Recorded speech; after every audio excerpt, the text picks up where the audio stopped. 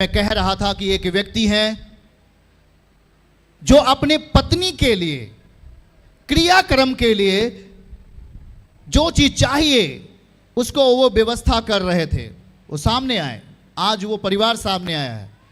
मैं कुछ आपको बताना चाहता हूं आज जल्दी से, और याद रखो कि वो परिवार वो पति अपने पत्नी के लिए ऐसी दशा हो चुकी थी कि वो पति कह रहा था कि अब हाँ ठीक है, अब इंतजाम करें, अब आशा नहीं है इनकी बचने की, और लकड़ी का इंतज़ाम करें और गेहूं और चावल तमाम क्रियाक्रम का इंतज़ाम किया जाए। और वो इंतज़ाम करना शुरू कर दिए थे।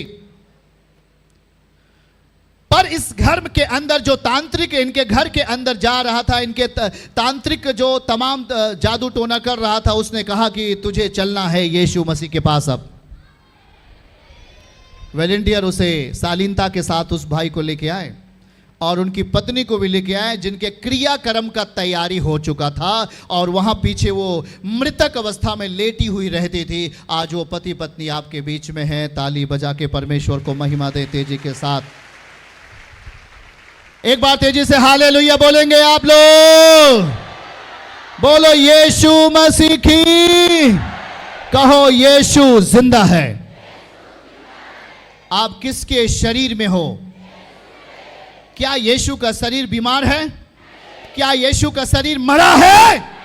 यीशु का शरीर मृत्युंजय हो गया है। वो मुर्दों को जिंदा करने वाला, वो अंधों को आंखें खोलने वाला, वो आत्मिक महिमामय शरीर आपके बीच में है।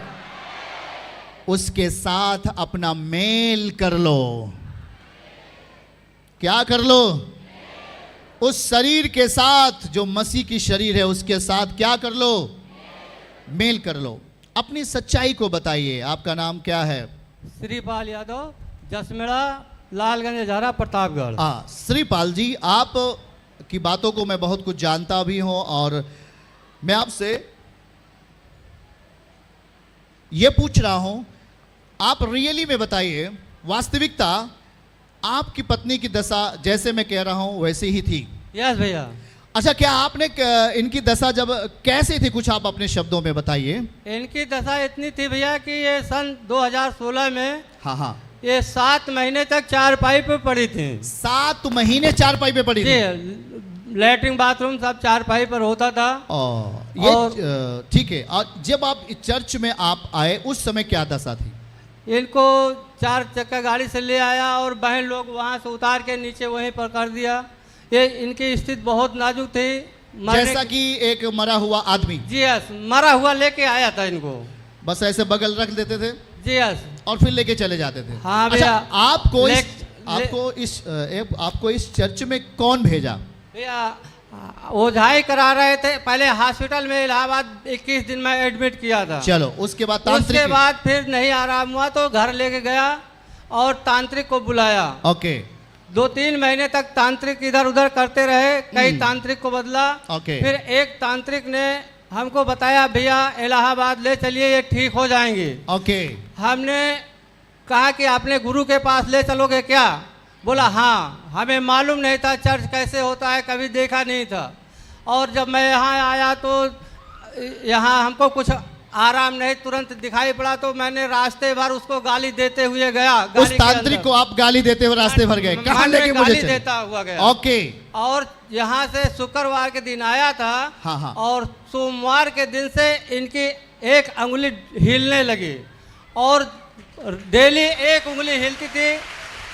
4 दिन में 4 उंगली हिली। 4 दिन में 4 उंगलियां हिलने लगी। आपका आमीन छोटा नहीं होना चाहिए।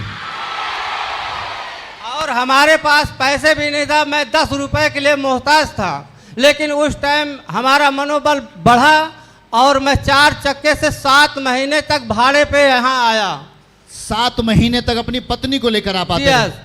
और प्रभु का आशीर्वाद कि आज इनके 13वीं का मैंने पूरी व्यवस्था कर दिया था।